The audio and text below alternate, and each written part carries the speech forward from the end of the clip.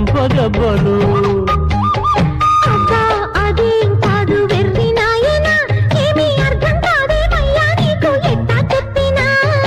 ఇచ్చేదేదో ఇస్తే సంతోషించనా, బుద్ధి మాటలతోనే ఊరిస్తుంటే ఊరుకుందున్నా.